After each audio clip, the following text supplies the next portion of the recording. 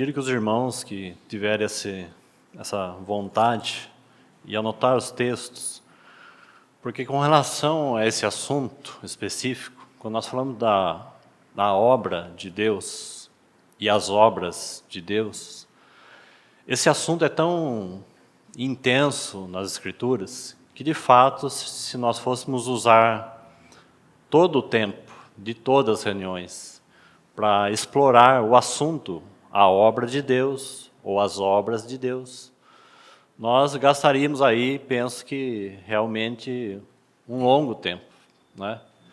Porque esse assunto ele é intenso e ele está aí dispensado em toda a palavra de Deus. Então o que nós iremos fazer com a ajuda do Senhor?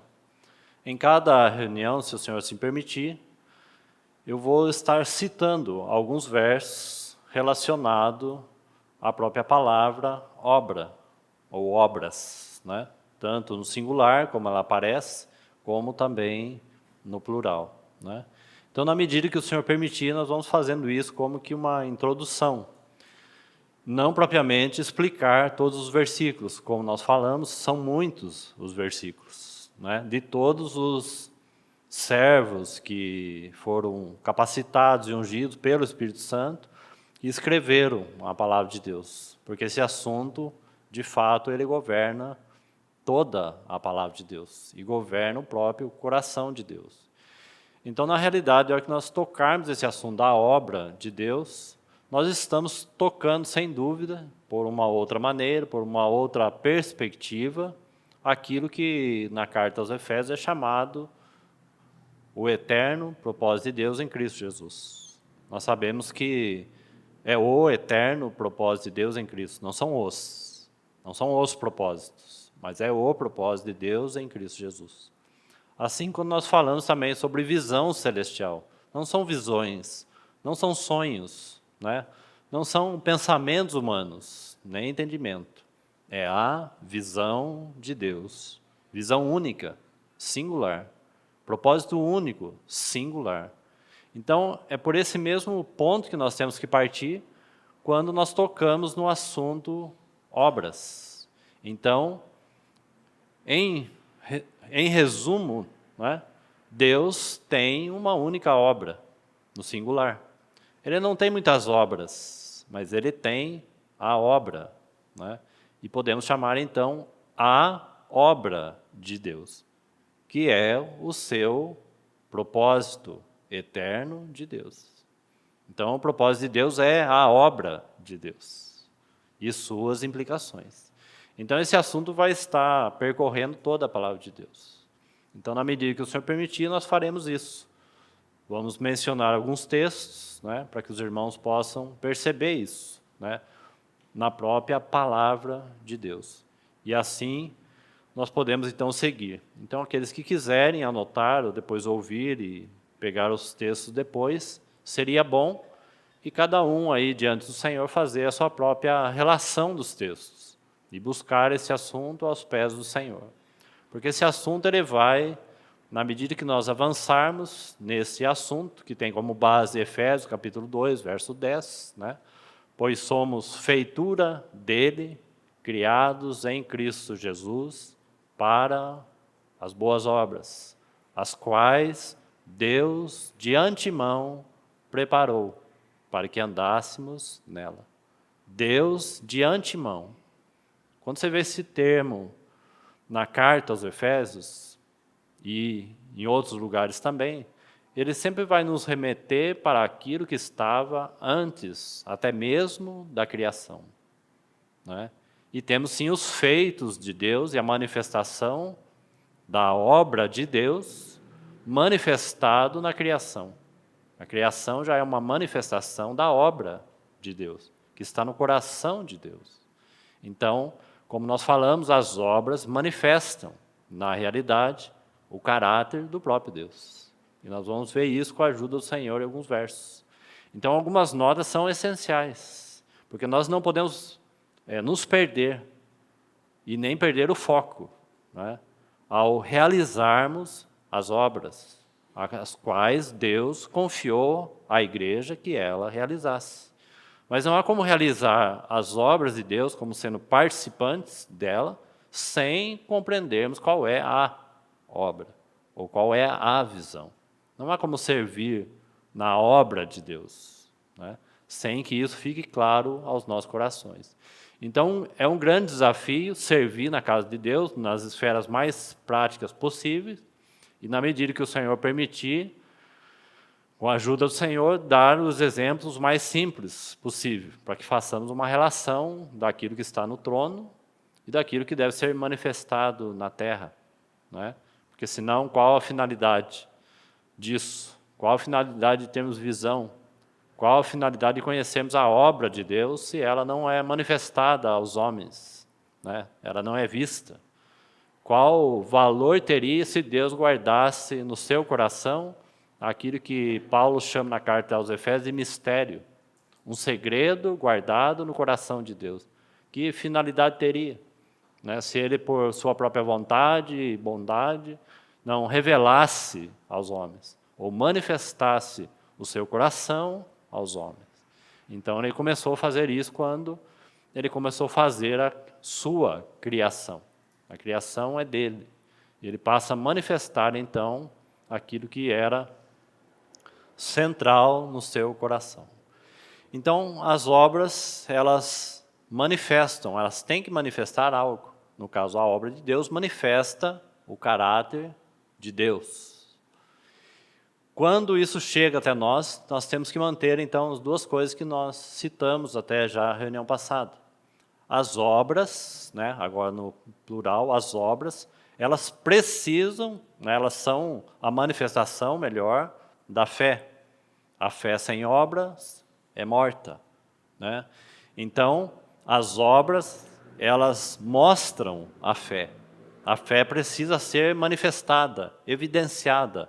E como que ela é manifestada? Através das obras. Então, a fé sem obras é morta, não tem finalidade.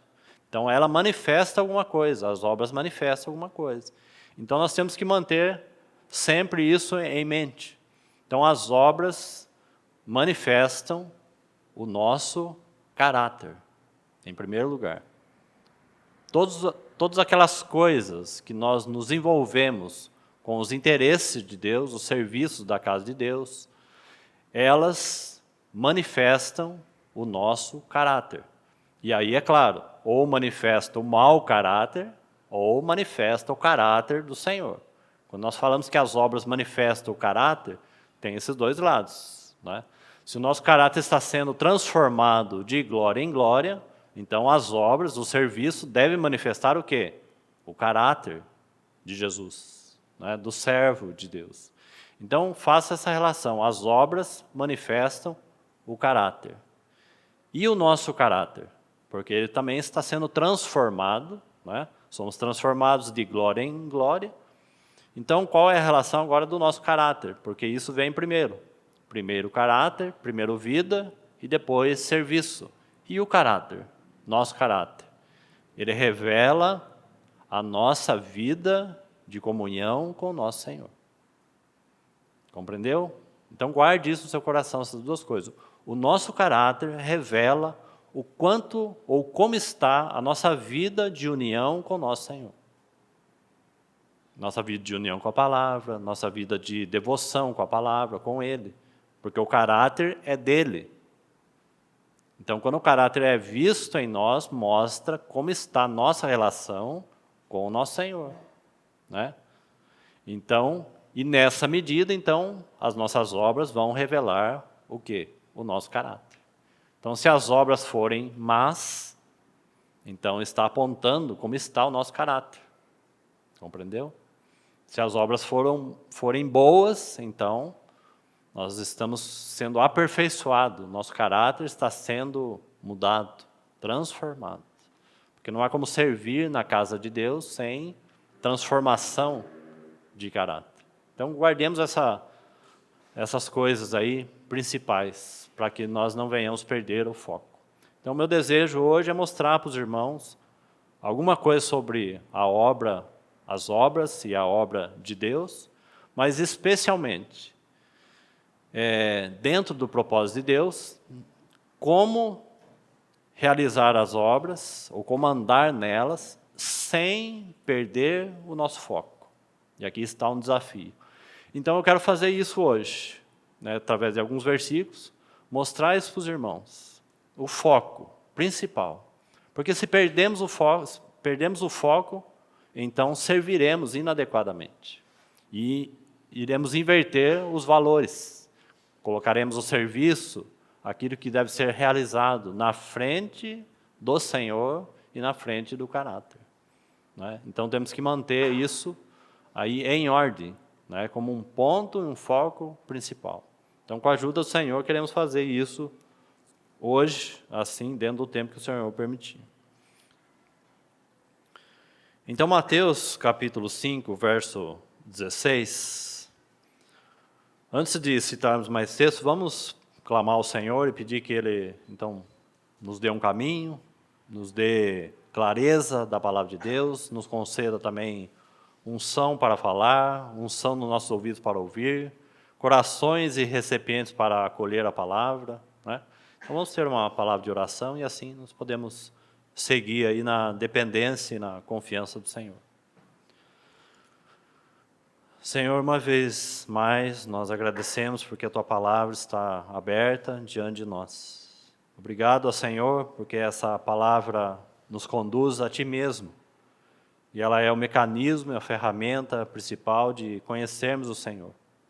Pedimos ao Teu Espírito que assim que lermos a Tua palavra, esta que já está disposta no Teu coração mesmo, possamos, ó Senhor, ouvir a Tua voz, e essa palavra possa renovar as nossas mentes. E também alinhar, Senhor, os nossos pensamentos a Ti mesmo. Para que o Senhor, então, encontre no meio da Tua casa, no meio do Teu povo, irmãos e irmãs fiéis a Ti mesmo, ao Senhor. Seja a nossa vida uma vida de união com o Senhor, que ama e que anela por Ti mesmo. Nos ajuda, ó Senhor, não perdemos de vista o foco, que é o Senhor, com essas coisas que são importantes na Tua casa. Obrigado, porque nós já somos participantes da Tua obra, ó bendito Senhor. Nos mostra a grandeza, ó Senhor, e a beleza de sermos os Teus cooperadores. É em Teu nome que nós oramos. Amém. Então, vamos aos textos aí. O primeiro, então, Mateus capítulo 5, verso 16, está assim: assim brilhe também a vossa luz. Veja essas expressões, vossa luz. Vossa luz diante dos homens, para que vejam novamente as vossas boas obras. Lembra-se de Efésios capítulo 2, verso 10, né? As boas obras, as quais Deus de antemão preparou para que andássemos nela. Então precisamos conhecê-las, quais são, para que possamos andar. E nós falamos para os irmãos que conhecer não significa necessariamente realizar. Podemos ser conhecedores desse caminho de boas obras, as quais Deus mesmo preparou para que nós andássemos nela. Então podemos estudá-las, conhecê-las e não realizá-las. Então não cumprimos com a vontade do Senhor. Nós precisamos entender que a igreja, a ela foi confiada essa dádiva, né, essa glória, esse domínio, esse poder, essa força, não só para conhecer, para andar, mas especialmente para realizar. Né? A igreja tem um peso, né, um encargo muito grande diante do Senhor no que concerne a obra, no singular, a obra de Deus. Porque nós estamos, queridos irmãos, nos dias finais do cumprimento de tudo aquilo que Deus designou. Deus deu início, o Filho veio como um meio de trazer de volta ao próprio Deus, né? E aqui estamos nós, a igreja, habitada, né, pelo Espírito Santo e capacitada pelo Espírito e pela palavra.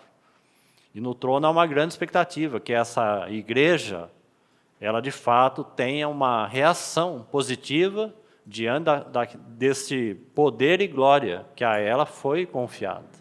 Então não há nada de contradição aqui, quando nós falamos, quando o texto menciona vossa luz e vossas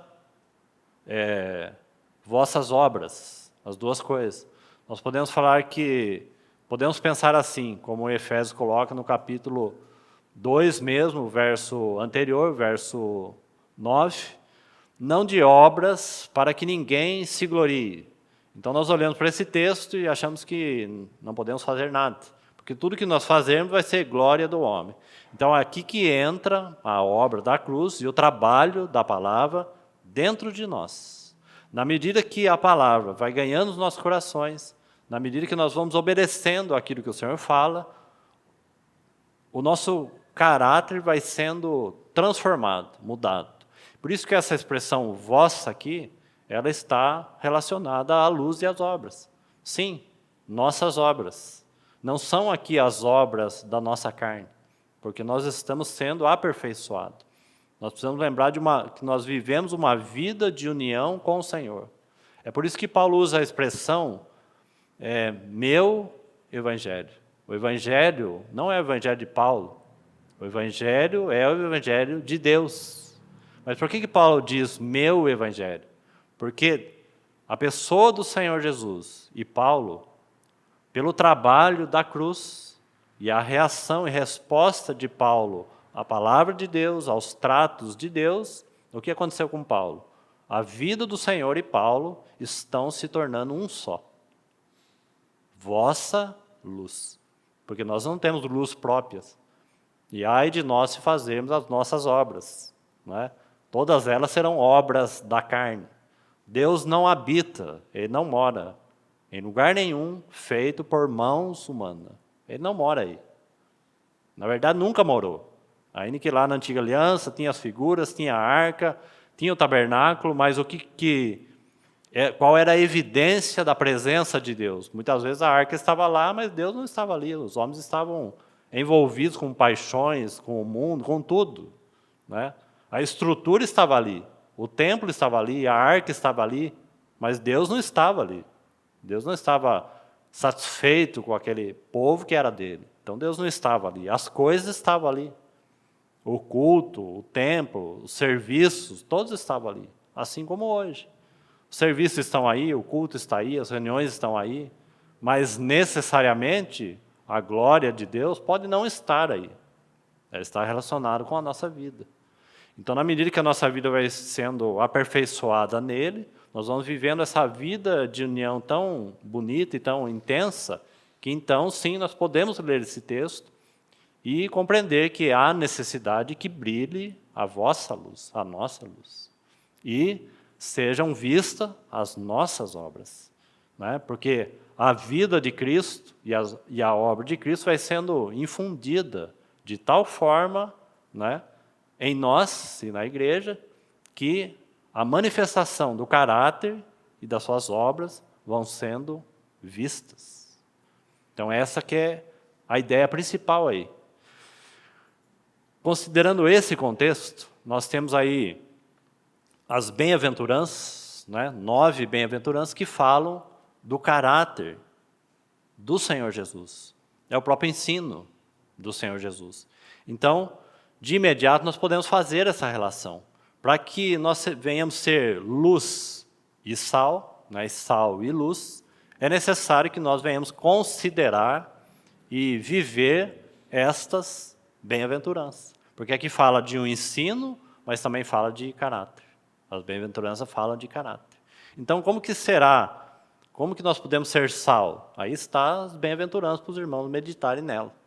Né? A realidade da nossa vida no coração, não de aparência. Né? Então, isso é o cerne das bem-aventuranças. Bem-aventurados humildes nos remete ao nosso coração. Não é uma aparência de humildade, não é também uma omissão, mas é humildade de coração. E quando há essa realidade diante do Senhor, humildade de coração, então nós manifestamos o seu caráter. Não adianta nos apresentar humilde, e os nossos corações não são assim. Né? Então essa é a relação correta aí de fazermos acerca dessas duas expressões aí, assim brilhe vossa luz. Há um texto em Romanos, aliás, em 1 Coríntios, os irmãos podiam abrir lá, no capítulo 2,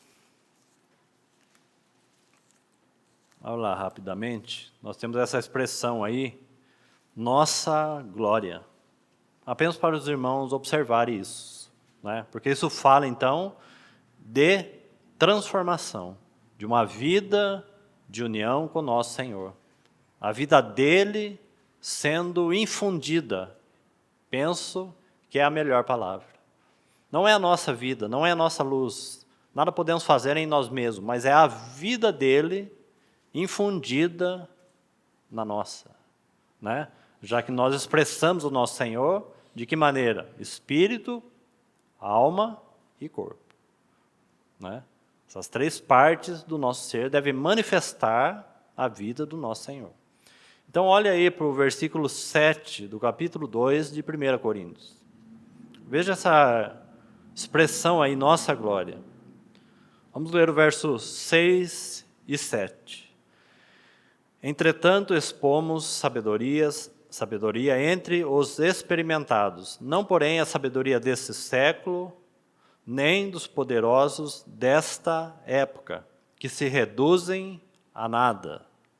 Mas falamos a sabedoria de Deus em mistério. Veja, outrora oculto, a qual Deus pré-ordenou. Veja essa palavra, pré-ordenou, ou predestinou, é a mesma palavra. Pré-ordenou, ordenou para, né? Então, esse ordenou para, é porque que Deus realizou uma obra de salvação em nós, para algo, né? Então, essa pré-ordenou fala disso. Deus operou uma obra de salvação em nós, por isso que nós não podemos resumir um versículo tão importante acerca de obras, nós já podemos considerar ele, né? Quando perguntaram para o Senhor Jesus quais eram as obras que eles deveriam fazer, né? João capítulo 6, lembre-se disso? O Senhor dá uma resposta. Então tomemos cuidado com essa resposta, para que não façamos dela um fim em si mesmo. Então o Senhor responde assim, a obra no singular, né? A obra de Deus é esta, uma só. A obra de Deus é essa, que creiais no Filho de Deus. Como que ele está falando, essa é a única obra. Então, muitos tomam esse versículo e falam, bom, não há nada mais para fazer, né? Já que nós cremos na obra. A obra de Deus é essa, é crer em Cristo. Queridos irmãos, prestem bastante atenção. Esse aspecto da obra salvadora de Cristo, ela está dentro da obra de Deus. Esse aspecto salvador é a obra do Filho. Deus realizando sua obra por meio de Cristo. Então, sim, não há nada para fazer, a não ser que, primeiramente, nós venhamos a crer nele. Então, que obra tem para nós fazermos? Nada. Então, os irmãos vão ver que crer na obra ali de Cristo, né? A obra de Deus, então, é esta, que creiais no Filho de Deus. Ele está dizendo assim, isto é o início e não o fim. Né? Compreendeu? Então, quando nós cremos em Cristo, queridos irmãos, não é o fim da obra de Deus, é o início para nós. Porque agora nós cremos nele pela fé. É o começo da fé que chegou até nós, já que somos salvos pela graça mediante a fé, e isso não vem de vós, é dom, é dádiva de Deus, e aí o texto que citamos, para que ninguém se glorie. Né? Então, graças ao Senhor, não precisamos debater esse texto, porque nem a fé e nem a graça veio de nós, é provisão ou dádiva de Deus. Porque ali fala de uma fé salvadora, uma fé que veio por meio de Cristo Jesus. Porque ali está falando da fé que salva, né? A graça que salva, a fé que salva. Então, essa fé veio até nós, proporcionou salvação. Agora nós temos a fé do nosso Senhor. A fé que começa a ser manifestada pelas obras. Então esse versículo não põe um fim, mas ele põe um começo. Né? O ímpio não pode realizar obra na casa de Deus e nem serviço. Tá certo? Por mais habilidoso que ele seja. Né? Vamos imaginar aí que tem um incrédulo, um ímpio que tem uma boa habilidade para administrar as finanças. Ou que saiba manusear bem aquele som ali, aquela mesa que dá tanto trabalho. Já imaginou um bom profissional, um técnico, na casa de Deus para manusear aquilo? Sabe de que isso serve para nada? Diante de Deus é nada. Porque as obras de Deus, elas são espirituais. Então tem que haver um caráter espiritual e não carnal. Então o início é crer. Então aqueles que crer já possuem habilitação, né, para amar o Senhor e para realizar os serviços ao Senhor. Né? Então esse versículo de João capítulo 6 é o início. E quem realiza isso é Deus por intermédio de seu Filho. Né? Porque nós temos que pôr sempre em ordem. Você tem a obra de Deus, a obra de Cristo, a obra do Espírito Santo na igreja. Nessa ordem. Não podemos nos perder isso. De maneira nenhuma. Né? Então, seguindo o texto aí, verso 7, mas falamos a sabedoria de Deus em mistério, outrora oculta, a qual Deus então pré-ordenou desde a eternidade. E aqui está a expressão, para a nossa, o quê? Glória. Assim também brilhe vossa luz. Por quê? Porque qual é a predestinação?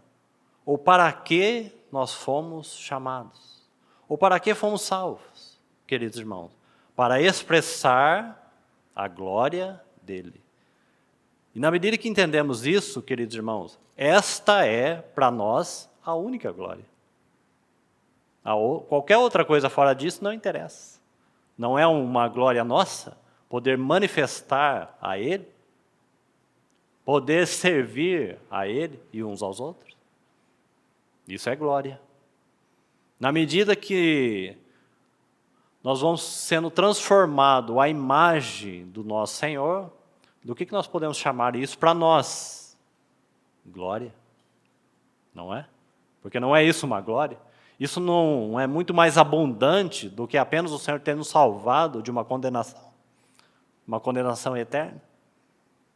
Claro que é, muito mais. Ele já foi bondoso em nos salvar. Mas ele vai além disso. Ele quer nos salvar para fazer participantes de tudo que Ele é e de tudo que Ele faz. Isso é vida de participação. E isso é glória, não é? Porque o que nós merecíamos da parte do Senhor? Sentença de morte e juízo eterno, não é? Então o Senhor nos livrar disso já é muito bom. Mas glória é o Senhor nos livrar disso e nos colocar como cooperadores dEle, na obra dEle, não nós. E dentro desse ambiente, então, Ele nos transforma para servir. Ele busca que os filhos glorifiquem o seu Pai e os sacerdotes honrem a Deus. Pai e Deus, mesma pessoa. Né? Mas apenas para entendermos aí o que o Pai espera dos seus filhos. Transformação, caráter, amadurecimento. E o que Deus espera dos sacerdotes, dos servos? Fidelidade. Filhos e servos, filhos e sacerdotes. Para que período? Só agora? Para todo sempre. Então, que o Senhor nos ajude a apreciar e, ao mesmo tempo, sermos constrangidos por Ele, para checarmos na luz dEle como estão, então, os nossos serviços. Então, do céu para a terra. Né? Naquelas coisas mais simples, como nós falamos no ano passado. O fato de orarmos por um irmão, de arrumarmos o som, de visitarmos alguém, e por aí vai. São tantas coisas, né? Então, do trono para a terra. Então, em cada uma dessas funções e serviços, o desejo é que a glória do Senhor seja vista, e não a nós, e não os nossos interesses. Então, irmãos, essa expressão ela é tão bonita, quando entendida pelo Senhor. Porque, irmãos, que glória o Senhor poderia nos atribuir? O próprio texto de Efésios, capítulo 2, começa como? Nós estávamos mortos em nossos delitos e pecados. É assim que aquele texto começa. Era essa a condição. Então, participar disso, queridos irmãos, é uma honra. E é para nós uma glória. Há um outro versículo ainda, em Romanos capítulo 8, apenas fazer um par para isso ficar bem claro já. Romanos capítulo 8, esses textos são conhecidos, irmãos, eu sei disso, mas apenas para explicar essa expressão, para que os irmãos observem que não há nenhuma contradição ali em Mateus. Assim também brilhe vossa luz, né, para que sejam vistas as vossas boas obras, porque elas são feitas em Deus. Elas não são feitas em nós mesmos, elas são feitas em Deus. E esse é o ponto central que eu quero deixar hoje com a ajuda do Senhor, porque como podemos realizar as obras de Deus em Deus mesmo? Porque elas são feitas em Deus, só tem um caminho. Nós não podemos desviar os nossos olhos do nosso Senhor, jamais. Toda vez que desviarmos os nossos olhos dele, então nós passaremos a realizar nossas obras. As obras são realizadas no Senhor. Lembra do texto da reunião passada, de 1 Coríntios capítulo 15, verso 58? Né? Graças a Deus, porque Cristo foi vencedor. Você vê o sentido da vitória aí? Venceu para nos capacitar, para que fôssemos aqueles que realizassem as obras em abundância. Que nós viemos a permanecer, então, firmes, né, na fé e abundantes na obra do Senhor. E no Senhor, o serviço, as obras, não são vã, mas a obra é do Senhor. E feita no Senhor, não em nós. E nem para nós, e nem para outros. Ela vem do Senhor, feita no Senhor e para o Senhor. Então aí sim o Senhor, nosso Cristo, é glorificado. Nas obras, no serviço. Então, vamos ver esse versículo aí do capítulo 8, verso 28 e 29. Porque ele completa 1 Coríntios capítulo 2, verso 7. Você pode fazer um par aí, especialmente o verso 29. Você pode montar esses dois versículos aí juntos. Você pode montar eles e fazer até, se você quiser, pegar os dois versículos e fazer umas interrupções e ir colocando esse versículo, você vai formar um único versículo. Porque os dois estão falando da mesma coisa. Lá a palavra é pré-ordenou, desde a eternidade, né? Para a nossa glória. Agora veja esse verso, como que Paulo coloca aqui. Sabemos que todas as coisas operam junto com o amor dele, de Deus, cooperam junto com o seu amor, para o bem daqueles que amam a Deus, daqueles que são chamados, segundo não são o seu propósito, ou aqueles que são chamados segundo a sua obra. É o mesmo sentido. Né? Porque a obra no singular de Deus é o seu propósito eterno. O seu propósito. Porquanto, agora veja aí novamente. Então esse versículo você pode fazer uma relação com o versículo 7 lá de 1 Coríntios. Porquanto aos que de antemão conheceu, lembra-se lá, Efésios 2, versículo 10, que aquelas obras que Deus mesmo de antemão preparou. Está vendo aí que elas partem do mesmo lugar? E isso vai nos levar ao foco correto para servir ao Senhor. as quais, então, Deus de antemão preparou. Aqui você tem, porquanto aos que de antemão conheceu, também os está vendo? É o mesmo sentido e a mesma palavra daquela que está em 1 Coríntios. Pré-ordenou, ordenado para, predestinado para um fim. Não é predestinado para o céu, para o inferno, não tem nada a ver, não tem relação nenhuma. Essa palavra aqui em lugar nenhum na Bíblia. Aonde você achar essa palavra, a relação é a mesma. Pré-ordenou, ordenado para, predestinado para, destinado para algo. Essa é a ideia dessa palavra. Então, os que creram em Cristo, né, porque essa é a obra de Deus, o início, agora eles estão o quê? Predestinado, destinado para algo. Certo? Então, predestinado para quê? Para serem, está vendo aí? Para serem conformes à imagem do seu Filho. Para nossa glória, não é? Você pode pôr aí uma vírgula aí, pegar aquela porção ali de Coríntios e colocar aqui. Ela está perfeitamente certa, o versículo. Você está formando um único versículo, uma mesma verdade, certo? Então acompanha de novo. Para ser conforme a imagem do seu Filho, vírgula, para nossa glória. E aí o texto vai seguir. A fim de que ele seja o primogênito entre muitos irmãos. Para você buscar um outro entendimento aí, a fim de que ele seja glorificado como um primogênito, como aquele que é primaz. Qual é a palavra na carta aos Efésios sobre isso? De fazer convergir nele todas as coisas. Porque Deus tem ele como o centro de tudo, como algo que é primaz, como primogênito entre muitos irmãos. Então, à medida que essa transformação vai correndo, é uma glória para nós. E ao mesmo tempo, Deus vai obtendo para si mesmo glória. Glória. Lugar da sua habitação, lugar de sua presença, lugar de sua morada. Mas não é só morada de indivíduos, não, irmãos. É um Deus encontrando prazer e lugar no ambiente em cada uma das suas assembleias. Até que chegue a consumação dos séculos. E aí sim nós temos Deus habitando com os homens.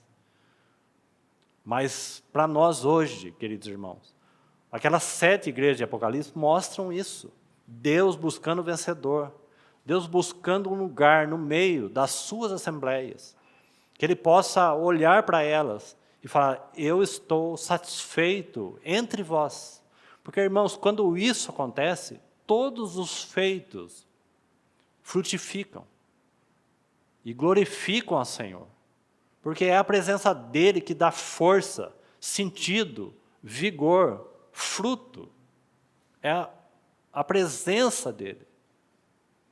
Então, Ele pode obter isso em cada uma das suas assembleias em nossos dias. Como que eu encontrei um lugar para o meu repouso. Eu tenho deleite entre vós. É assim que Deus é glorificado. Casa para Deus. Casa para Deus. Então essa transformação carrega essa expressão, nossa glória. Então vamos ficar por aqui nesse assunto, que senão nós não conseguimos avançar nos outros. Então deixa eu ler mais alguns textos aí relacionados a obras. Filipenses, queria que vocês abrissem lá, capítulo 1.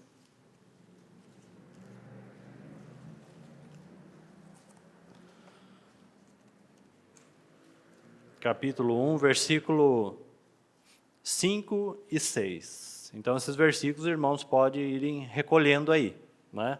Já há outros que foram mencionados, que foi o texto principal, Efésios 2:10, as boas obras. Já vimos em Mateus capítulo 5, verso 16, o quê? As boas obras. Para que sejam vistas as boas obras, as vossas boas obras. Ou, em outras palavras, para que elas sejam manifestadas, não é? As boas obras. Capítulo 1, verso 6, 5 e 6. Pela vossa cooperação no Evangelho, desde o primeiro dia até agora. Aí o verso 6. Estou plenamente certo de que aquele Deus, certo? Que começou, agora note bem, que esse texto, primeiramente, não está falando de serviço. Observe isso. É por isso que em outra oportunidade nós citamos essa questão da cooperação, que é o nosso primeiro sentimento. Quando nós cremos no Senhor, nós temos aquele sentimento, estou pronto, Senhor, para servir na obra. Não é isso que nós falamos? Geralmente é. Não há nada de errado nisso. Sabe por que nós falamos? Porque nós temos a vida de Cristo dentro de nós. E de alguma forma, irmãos, essa vida nos impulsiona a falarmos isso. Então não é que esteja errado. Por que antes nós não falávamos? Por que nós só falamos isso depois da nossa conversão? Claro, o servo de Deus está dentro de nós. O que se espera de nós? Senhor, estou pronto para te servir aqui. O Senhor me chamou, o Senhor me salvou, então quero retribuir o que o Senhor fez. Assim devia ser, queridos irmãos, toda a nossa vida. E por que depois que nós caminhamos com o Senhor, não é assim? Aí depois parece que caminhamos com o Senhor, vamos conhecendo sua graça, sua bondade, aí nós achamos que não temos condições de retribuir mais nada. E por que no início da nossa conversão é assim? O Senhor foi tão bom comigo, então eu quero fazer tudo o que eu posso fazer, e até o que eu não posso fazer. Não é assim? Não é a nossa reação? E depois vai passando os anos, isso deveria ser mais crescente e não menos. Alguma coisa entra dentro de nós, vai na nossa mente, e nós achamos que não, a graça não permite retribuir nada ao nosso Deus. Queridos irmãos, que o Senhor nos ajude, que o Senhor nos recupere essas coisas tão bonitas, perdidas no meio do cristianismo. Não há nada de errado com as obras a serem realizadas. Há uma grande expectativa do nosso Deus, é por isso que falamos isso. Senhor, somos teus cooperadores, estamos prontos para te servir. Fala, o que é para fazer? Estou disposto. Né? Mas há um caminho aí, há uma ordem do próprio Deus. Porque Ele fez o homem primeiramente como? A imagem e semelhança de Deus. Não foi assim que Ele fez o homem? Foi esse aspecto primeiro. Imagem, semelhança. Depois Ele vai falar. Né? Então, o que o homem tem que fazer? Ele faz o homem é feito por Deus em Deus. Então, Ele faz o homem nele mesmo, para ser a expressão dele mesmo. E assim, tudo que Ele fazer vai ser glória. Né? E um serviço adequado, porque vem de Deus, feito em Deus e para Deus. Porque dele, por meio dele e para ele. De Deus, por meio de Cristo, o realizador. Né? Não tem a obra de Cristo, não é um fim em si mesmo. De Deus, a obra de Deus. De Deus, por meio de Cristo e para Deus. Essa é a ordem. Né?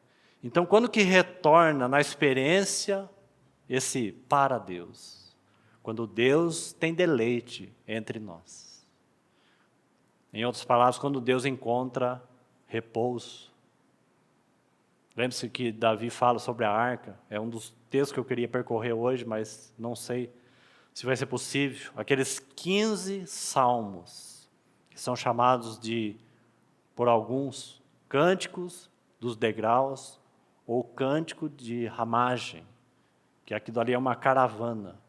E dentro desses salmos, lembra que Davi fala da arca? E ali está um foco tão importante. Eu não darei repouso aos meus olhos, até que eu traga a arca no nosso meio. Presença. Irmãos, se o nosso serviço não é focado nisso, todos os nossos feitos não têm valor. E Davi compreendeu isso. E aquilo ali é um cântico de louvor e de adoração. Então, quando eles encontram a arca e traz, ali é mencionado, então, que eles adoraram o Senhor. Mas eu não darei descanso até que a glória, a presença, esteja manifestada. Esse é o foco do serviço. Tem que ser. Você quer que o mundo seja salvo? Você quer que a igreja venha ser sal e luz? Esse é o caminho. E esse é o foco principal. É a sua presença, o lugar do seu repouso. Entra, Senhor, no lugar do teu repouso. É o teu lugar. Não é nosso, queridos irmãos.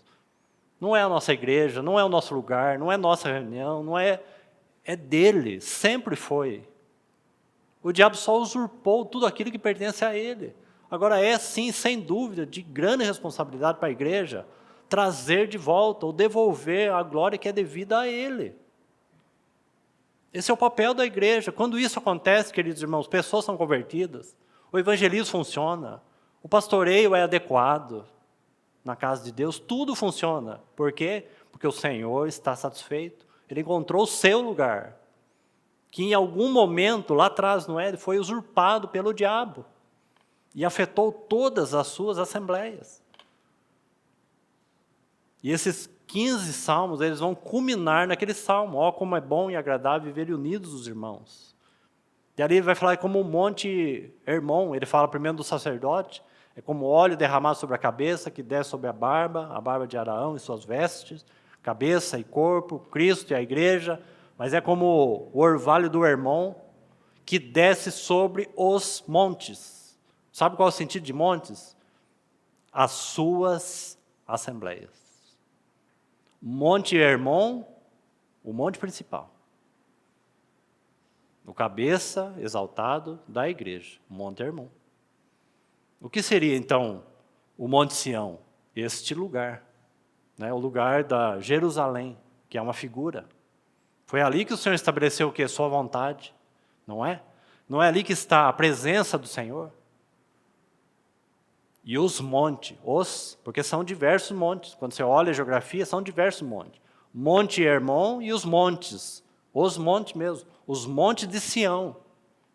E quando você vai buscar entender isso, você vai perceber que esses montes, na nova aliança, para o sentido espiritual, são as suas assembleias, que depende do orvalho. Esse orvalho fala do derramar e da unção do Espírito Santo sobre as suas assembleias.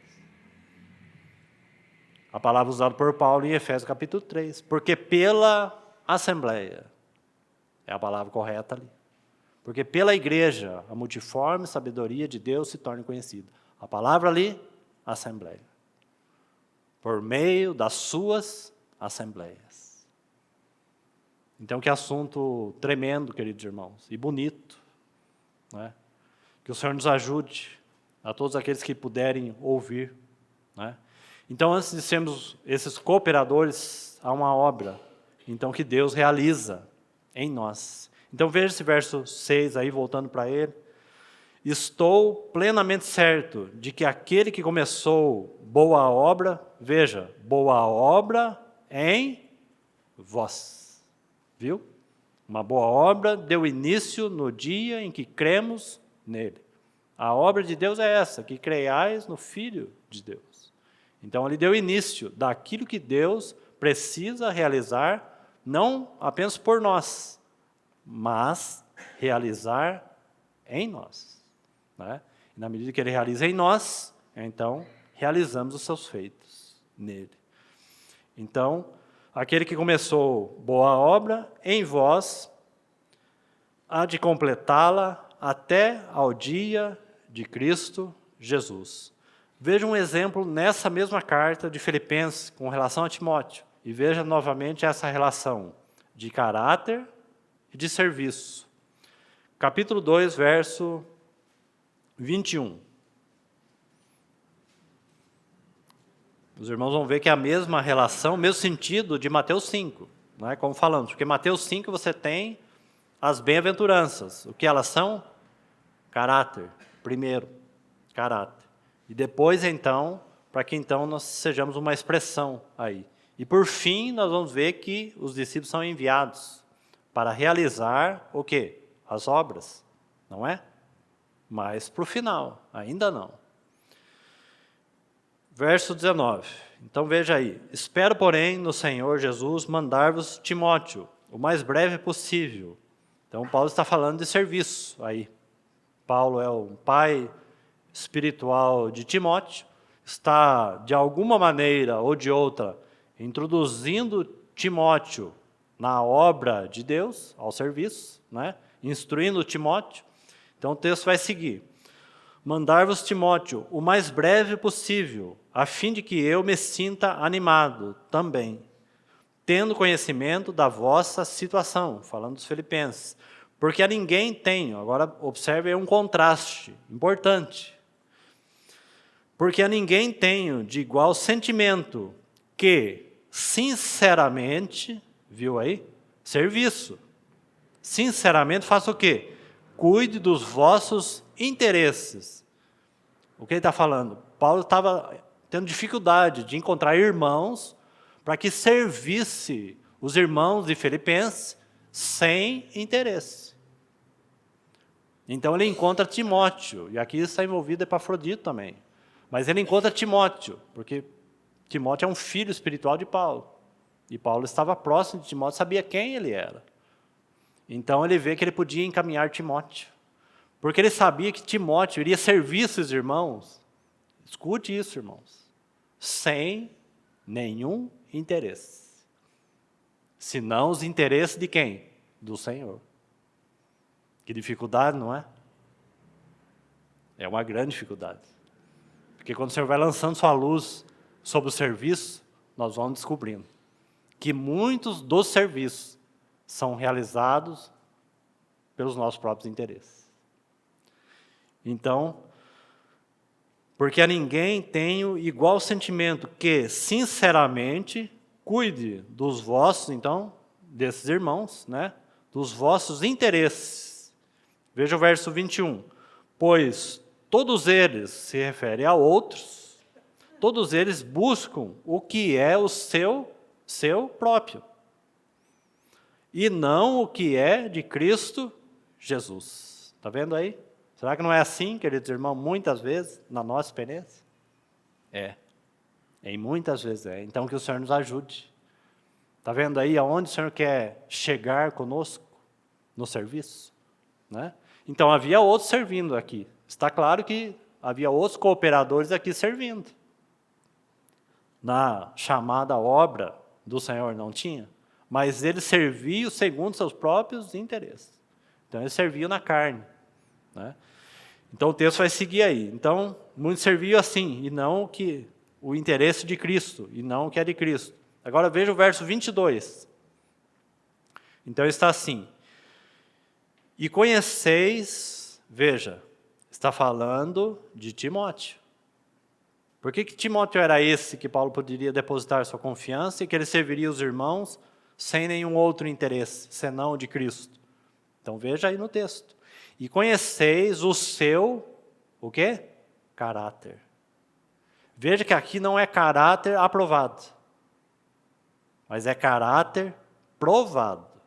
Porque não é uma questão de Deus aprovar Timóteo 100% no serviço, mas é uma questão que o caráter de Timóteo, assim como nós, continua dia após dia sendo provado. Irmãos, muitas vezes, como falamos no começo, esse caráter é provado no serviço. Por quê? Porque o serviço revela nosso caráter. E o caráter revela nossa devoção com o nosso Senhor. União. Então guarde isso.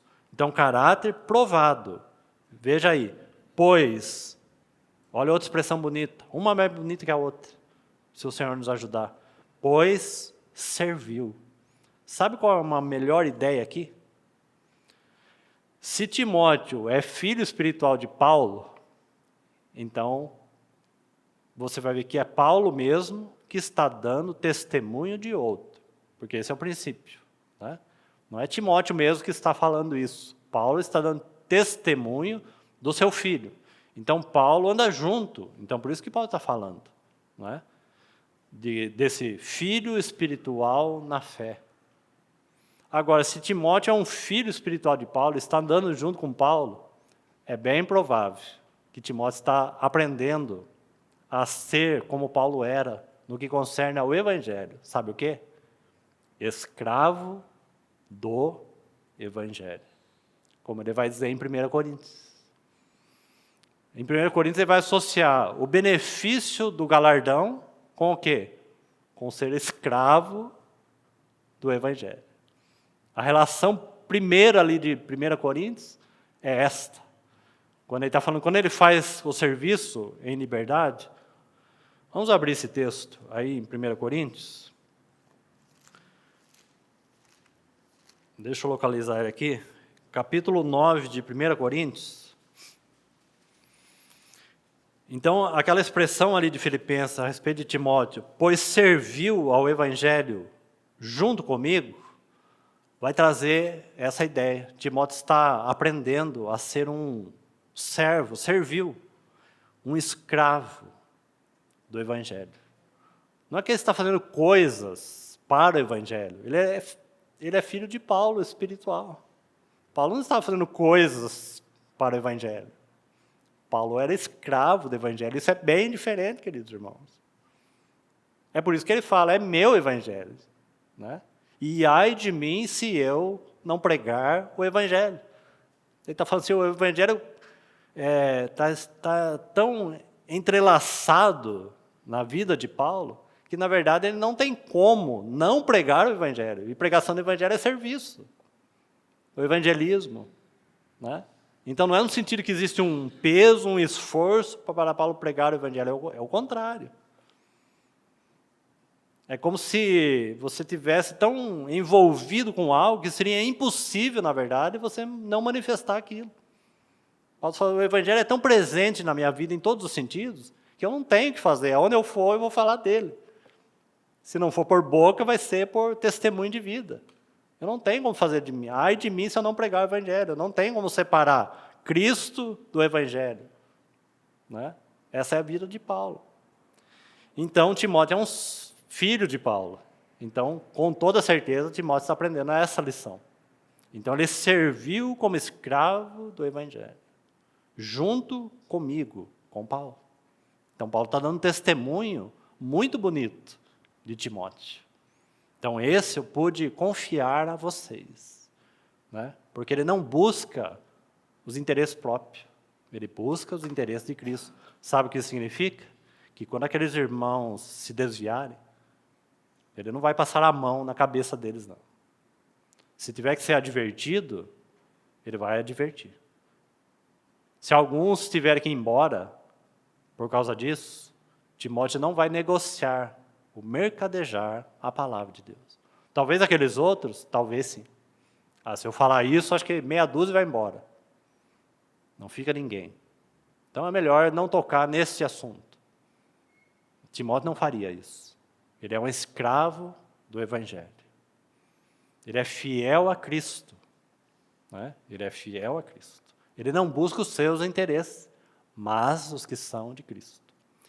Então vamos aí concluir esse tempo lendo essa porção e o restante dos versos fica para a próxima sessão, para a próxima reunião. Então, capítulo 9 de 1 Coríntios. Vamos terminar com essa meditação, fazendo aí uma relação, então, com aquela palavra serviu.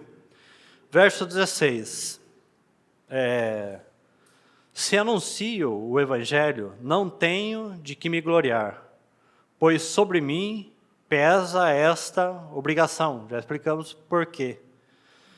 Porque há de mim se não pregar o Evangelho. Então não é um sentido de uma sentença de punição e peso de obrigação. Não é esse o sentido. É muito pelo contrário. Né? Mas ao mesmo tempo, por ele ter essa vida, veja o que ele diz no verso 17. Muito impressionante também. E muito sugestivo. Se faço de livre vontade, então você tem essa expressão, tenho galardão, recompensa. Aí, se faço de livre vontade. Porém, mas se constrangido, é então de responsabilidade de despenseiro que me está confiada. A ideia aqui, mordomo, certo? Mordomo responsável pelas coisas do dono da casa. Paulo não é o dono das igrejas. Paulo é mordomo, dispenseiro fiel do dono da casa. Ele é um dispenseiro. Então, se ele faz com liberdade, recompensa. E aí o verso abaixo depois vai explicar. Mas vamos gastar um pouquinho aqui de tempo nesse versículo. Porém, se ele faz ali por obrigação, é de responsabilidade de um bom despenseiro que ele faz. Vamos aplicar de maneira bem simples e bem fácil. O próprio Paulo, em Gálatas, os apóstolos que eram renomeados, os primeiros apóstolos, vão recomendar a Paulo que ele tome aquelas ofertas e encaminhe. Então, os primeiros apóstolos lá, os de renome, os primeiros, né, vão chegar para o apóstolo chamado Paulo, a qual recebeu visão em Damasco, recebeu tudo aquilo que recebeu do Senhor. Ele sabia que o que ele recebeu não é de homens algum, não é nem de Pedro, não é de João, não é de ninguém. Mas veja o espírito de submissão e veja a cruz. Naquele que compreendeu que, primeiramente, ele é um serviçal. Ele está naquela condição, fala, Senhor, que o teu servo obedece. E você lê o texto, você vai ver que ele não gostou muito. Porque ele vai dizer assim, então os apóstolos pediram para ele que ele levasse aquelas ofertas, né, que ele pegasse e levasse aquelas ofertas para aqueles irmãos. E Paulo vai dizer assim, pelo que me esforcei para fazer. Sabe por quê? Ele está falando assim, meu encargo não é tesoureiro. Eu não sou tesoureiro, eu sou apóstolo. O que vocês apóstolos estão querendo? Que eu seja tesoureiro, cuidar do dinheiro? Isso não é meu, isso não é o meu. Né? Aí enche o peito e estufa. Esse não é o meu encargo. Então eu não faço isso. Mas o texto vai dizer que ele se esforçou para fazer e fez. Então, não era o seu encargo, mas ele fez de responsabilidade como um bom despenseiro. Irmãos, preste atenção, porque isso aqui é muito prático. É naquelas pequenas coisas, como abrir e fechar a porta, passar um pano no chão, é que Deus nos prova. Talvez não seja isso, aquilo que o Senhor está confiando ao seu coração. Pode não ser. Mas tomemos cuidado para falar assim, esse não é o meu serviço. Tomemos cuidado. Paulo não fez isso. Paulo cumpriu com sua obrigação e fez. Por quê? Porque ele se olha diante de Deus e ele se vê como um serviçal. Eu faço de tudo aquilo que Deus mandar. E naquilo que Deus prova e aprova, então nós temos o apóstolo Paulo, escravo de Cristo. Então guarde isso, porque essa é uma lição muito prática. Né? Muitas vezes aquilo que nós nem queríamos fazer na esfera prática, Deus proporciona para nós fazermos. Como aqueles que são responsáveis, porque entende que aquilo não é nosso. E se o Senhor depositar encargo maior, amém. Sejamos então provados e aprovados. Se o nosso caráter for reprovado, nós vamos murmurar, né? E vamos achar ruim. Revela o nosso caráter. Então, apenas para exemplo aí, verso 17, então, mas se constrangido, então, de responsabilidade de dispenseiro que me está confiada. Nesse caso, agora veja a explicação do galardão. Como nós falamos da questão de ser escravo do Evangelho de Cristo. E Paulo entendeu isso muito bem. Nesse caso, qual é o meu galardão? Ele faz uma pergunta aí. Né? Neste caso, é que evangelizando, aqui está a resposta. O texto está respondendo. Qual é o galardão aqui então para Paulo? Quando ele faz na liberdade. É que evangelizando proponha de graça, viu aí? Proponha de graça o evangelho, para não me valer o direito que ele me dá. Porque, sendo livre de todos, então aqui está a mesma ideia daquilo que estava sendo formado em Timóteo. Porque, sendo livre de todos, o que Paulo faz? Ele serve como escravo ao Evangelho. Né? Fiz-me escravo de todos, ó irmãos e irmãs. Que o Senhor nos ajude. Você está entendendo o que ele está falando aqui?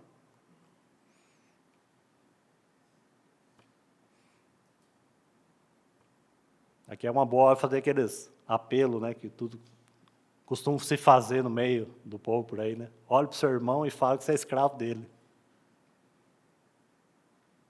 É isso que o texto está dizendo.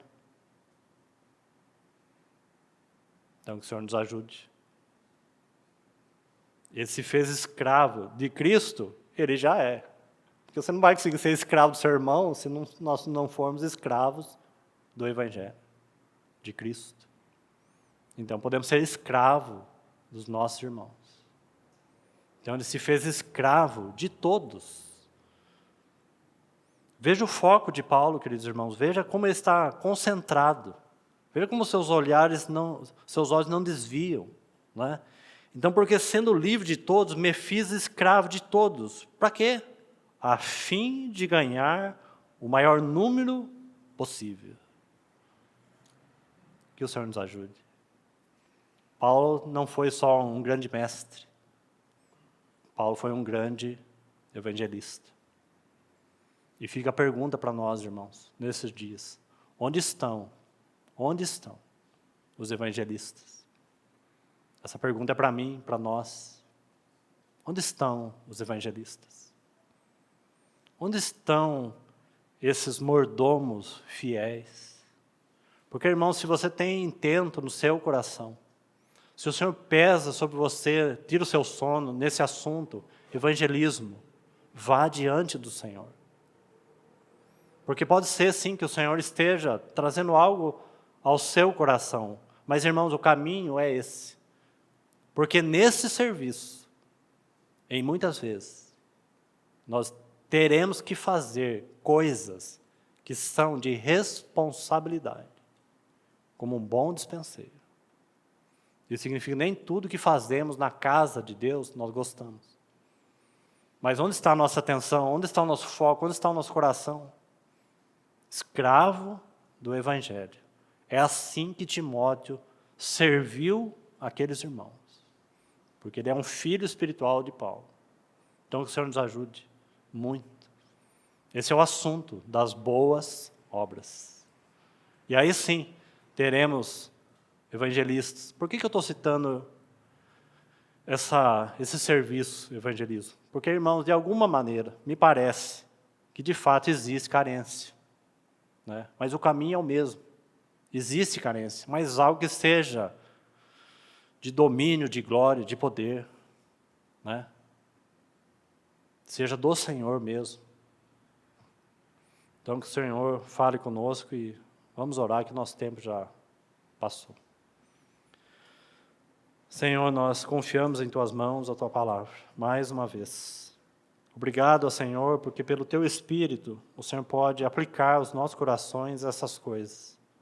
Nos ajuda, Senhor, como servos e servas da Tua casa, a sermos, Senhor, escravos, primeiramente de Ti mesmo, em amor a Ti mesmo, ó Senhor, para que possamos, Senhor, ser escravos uns dos outros e servir e ministrar a outros, para os Teus interesses e para a Tua glória. Suplicamos ao Espírito Santo que abra os nossos olhos para com esse assunto, que possamos compreender, ó Senhor, que a obra é Tua e para Ti mesmo. Nos socorre, ó Senhor, nesses dias. Coloque em ordem, Senhor, os serviços na Tua casa, na Tua igreja nesses dias, ó Senhor. Estabelece os Teus pastores, os Teus mestres, os Teus evangelistas, os apóstolos, os profetas, ó Senhor.